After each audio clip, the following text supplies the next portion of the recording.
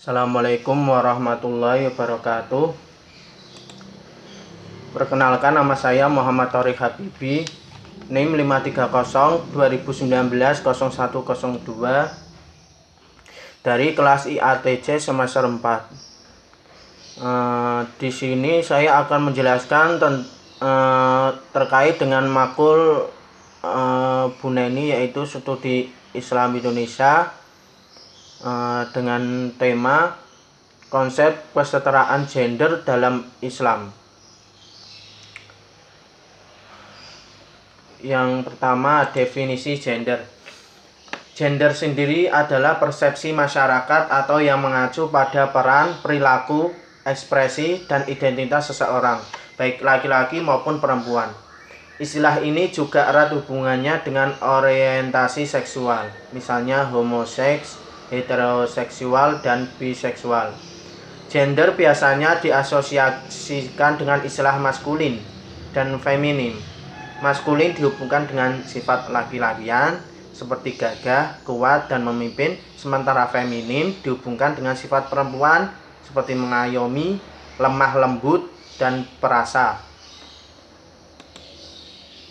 Istilah lain yang berkaitan dengan gender yaitu identitas gender. Identitas gender merupakan bagaimana seseorang memandang dirinya sendiri. Pada kasus transgender, biasa saja seorang laki-laki memandang dan menganggap dirinya adalah seorang perempuan, begitupun sebaliknya. Selanjutnya ada istilah ekspresi gender, yaitu bagaimana seseorang mengekspresikan dirinya baik dalam hal perilaku, pakaian, suara, atau potongan rambut sesuai dengan jenis kelaminnya atau tidak. Selanjutnya, perbedaan seks dan gender. Yang pertama, gender adalah karakteristik pria dan wanita yang terbentuk dalam masyarakat. Sementara itu, seks atau jenis kelamin adalah perbedaan biologis antara pria dan wanita. Yang kedua yaitu seks terbentuk dengan alami, dapat dilihat sejak seorang individu lahir, sedangkan gender dibentuk oleh sosial dan budaya. Perbedaan yang ketiga yaitu seks cenderung tidak bisa dipertukarkan, bahwa penis adalah milik laki-laki dan vagina milik perempuan. Sementara gender bisa dipertukarkan, misalnya perempuan bisa bersifat maskulin seperti laki-laki dan laki-laki bisa bersifat feminim seperti perempuan. Selanjutnya, feminisme awal mencuatnya kesetaraan gender. Kesetaraan gender sendiri itu adalah pandangan bahwa semua orang harus menerima perlakuan yang setara antara laki-laki dan perempuan dan tidak didiskriminasi berdasarkan identitas mereka. Perbedaan gender sebenarnya tidaklah menjadi masalah yang serius selama tidak melahirkan ketidakadilan gender. Namun, pada realita yang ada, perbedaan gender melahirkan berbagai ketidakadilan, baik bagi kaum laki-laki maupun terutama kaum perempuan. Baik itu disengaja maupun yang tidak disengaja, yang akhirnya mempengaruhi sebuah sistem dalam masyarakat, bahkan dianggap sebagai hal yang biasa.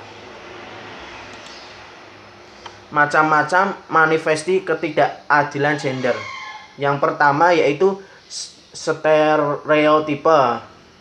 Stereotipe berarti pelabelan atau penandaan terhadap suatu kelompok tertentu, namun pelabelan ini sering berdampak negatif terhadap gender, terutama kaum perempuan. Misalnya, kaum perempuan dianggap lemah, penakut, cengeng, cerewet, emosional, serta kurang bisa bertanggung jawab. Sedangkan laki-laki dipandang kuat, keras, rasional, egois.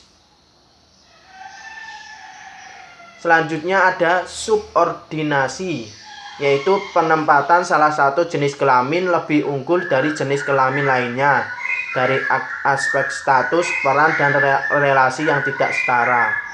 Misalnya, di Jawa ada anggapan bahwa perempuan tidak perlu sekolah tinggi-tinggi karena pada akhirnya akan ke dapur juga. Sedangkan sekolah atau pendidikan bagi kaum laki-laki atau anak laki-laki menjadi prioritas utama. Ketiga, marginalisasi. Proses peminggiran secara sistematik baik disengaja maupun tidak disengaja terhadap jenis kelamin tertentu karena adanya stereotipe dan subordinasi. Misalnya, yang terjadi di Jawa, alat yang terkenal sebagai ani-ani yang biasa digunakan untuk memanen tidak lagi digunakan karena diganti dengan sabit yang digunakan kaum laki-laki, yang menyebabkan kaum orang perempuan yang biasa bekerja di sawah dengan alat tersebut harus tersingkir. Yang keempat adalah beban kerja. Adanya anggapan bahwa kaum perempuan memiliki sifat memelihara dan rajin, serta tidak cocok untuk menjadi kepala rumah tangga, sehingga mengakibatkan harus menanggung semua pekerjaan rumah tangga. Di lain pihak, kaum laki-laki tidak diwajibkan untuk berurusan atau menanggung semua pekerjaan rumah tangga yang terjadi di rumah. Semua itu telah memperkuat pelanggengan atau secara kultural dan struktural, yaitu anggapan bahwa kaum perempuan itu hanya cocok memelihara,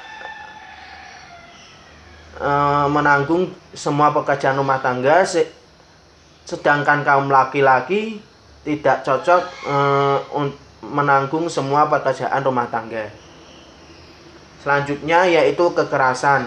Munculnya stereotipe dan subordinasi juga mengakibatkan terjadinya kekerasan yang dilakukan oleh jenis kelamin yang kuat atau superior terhadap jenis kelamin yang lain yang dianggap lemah. Yang superior ini jenis kelamin laki-laki yang dianggap kuat, sedangkan yang perempuan dianggap lemah. Selanjutnya, konsep kesetaraan gender dan keadilan gender dalam Islam. Pemikiran tentang konsep kesetaraan gender dan keadilan gender dalam Islam terdapat 3 kelompok. Yang pertama, kelompok konservatif. Kesetaraan gender dikonsep melalui penggalian nilai-nilai Islam tentang kedudukan, peran laki-laki dan perempuan dalam Al-Quran dan hadis sebagai respon dari gerakan feminis di barat yang bertentangan dengan nilai-nilai yang dikembangkan dalam Islam. Beberapa pendapat yang didasarkan pada kerancuan tersebut, kesetaraan gender yang diungkapkan berbenturan dengan prinsip-prinsip dasar universal Islam sebagai induknya. Nuansa budaya patriarki masih kental dipertahankan. Yang termasuk dalam kategori kelompok ini yaitu Rashid Ridho, Murtado Mutahari, dan Abu Iqbal Al-Mahalli. Yang kedua yaitu kelompok moderat. Konsep kesetaraan gender dikonstruk melalui penggalian nilai-nilai Islam sebagai agama rahmatan lil alamin. Gender dimaknai dalam konteks masalah sosial yang menimbulkan kesenjangan dan diskriminasi gender dan yang dominan mendapatkan perlakuan tidak adil, yaitu perempuan. Kelompok moderat memisahkan konsep jenis kelamin dengan konsep gender sebagai konstruksi sosial. Pandangan moderat berdasarkan pada konsep kemaslahatan umat dan Islam sebagai solusi problem ketidakadilan gender tersebut. Beberapa pemikir gender dan Islam dalam kategori ini adalah Dr. Ramdan Al-Buti dan Hibah Rauf Izzat. Selanjutnya kelompok terakhir yaitu kelompok liberal. Kelompok ini memandang kesetaraan gender tidak hanya menjadi masalah sosial, tapi pada teks suci Al-Quran dan hadis itu sendiri juga menjadi problem. Kelompok ini mengusung konsep kesetaraan gender yang cenderung berkiblat ke barat, terutama feminisme liberal yang memandang bahwa kesetaraan gender harus sama-sama 50-50, baik domestik maupun publik.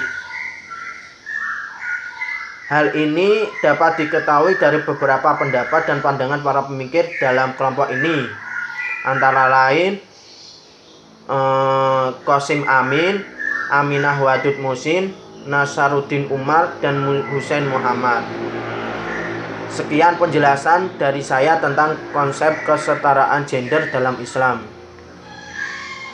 Bila ada salahnya saya minta maaf. Wassalamualaikum warahmatullahi wabarakatuh.